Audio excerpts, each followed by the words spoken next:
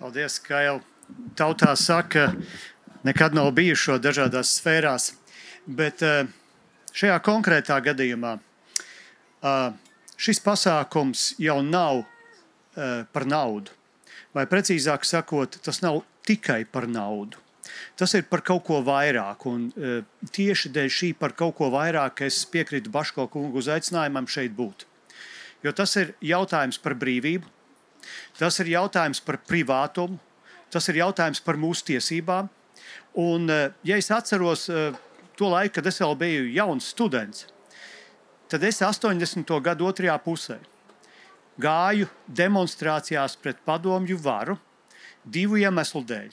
Viens iemesls bija mūsu nacionālā neatkarība, valstiskā brīvība. Otrs iemesls bija mana individuālā brīvība un manas tiesības kā cilvēkam.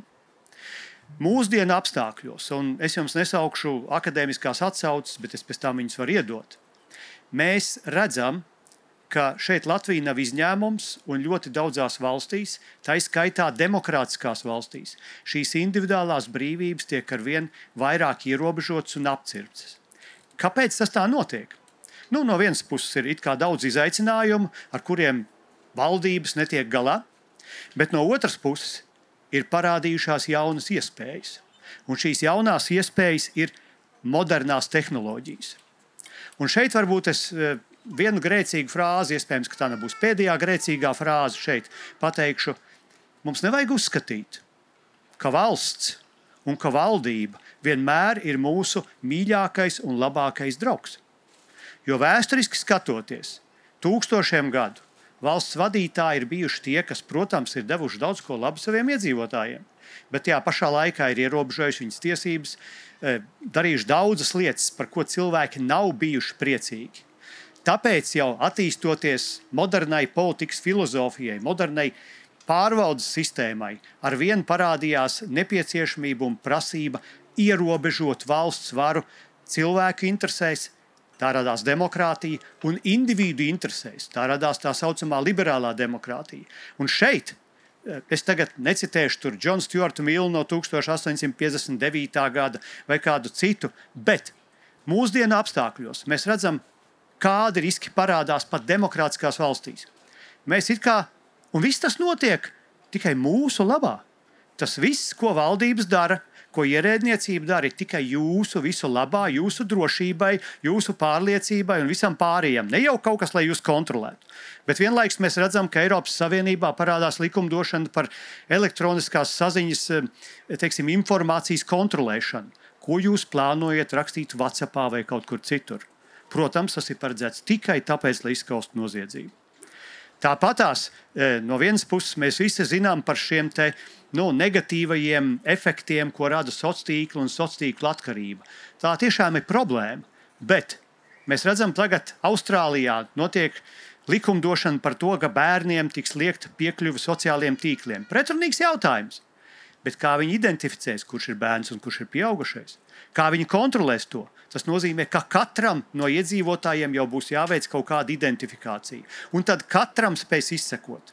Un valdība, protams, to pamato, un valdības to pamato, ka mēs jau nevaram visiem uzticēties, un ir tie ļaundari tajā sabiedrībā. Bet, kā mēs zinām, valdību, birokrātiju, parlamentu un visu pārējo veido tā pati sabiedrība. Valdība ir sabiedrības spogulis.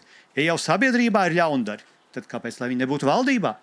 Kāpēc, lai viņi nebūtu parlamentā? Viņi arī šeit ir. Līdz ar to, kas tad ir tas lielākais izaicinājums kopumā ņemot, ja tas ir par naudu? Es teiktu vairākas lietas.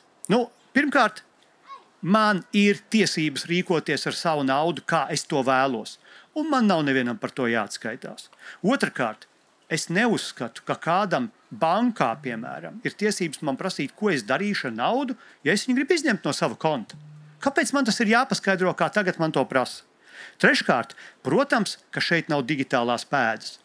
Bet kāpēc, lai es kādam skaidrotu, ko es esmu nopircis? Jums tas patīk vai nepatīk?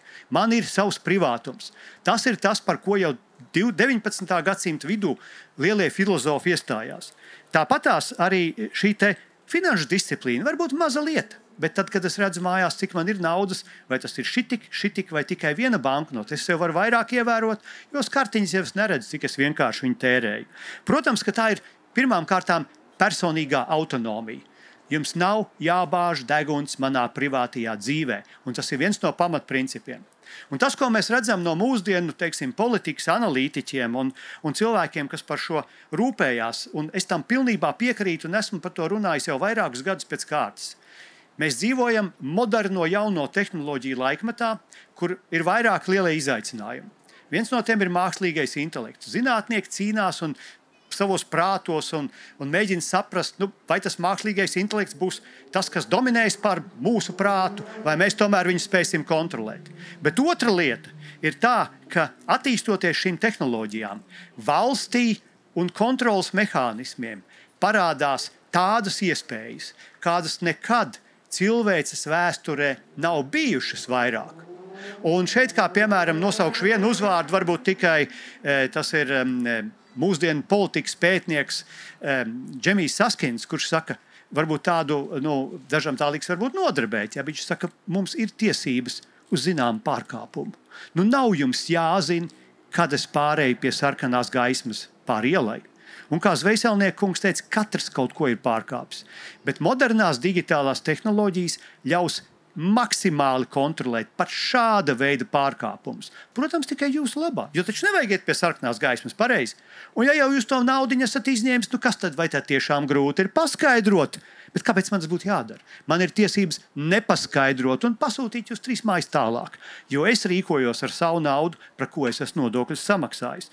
No šāda viedokļa skatoties, ja valsts kontrole iegūst, un ar valsts kontroli saprotu iespējas valstī, iegūst šīs digitālās spējas, tad tas nozīmē, ka kontrolējot šo informāciju, viņai parādās absolūta vara pār mums, un mūsu privātums izzudīs. Un tas ir iemesls, kāpēc es esmu šeit, jo tas nav tikai par naudu. Tas ir par brīvības ierobežojumu, un ja mēs šodien neiestāsimies par it kā šitādiem daļēji pat nevainīgiem ierobežojumiem, tad rīt jūs attapsieties totālā kontrolē bez jebkura privātuma un iespējām.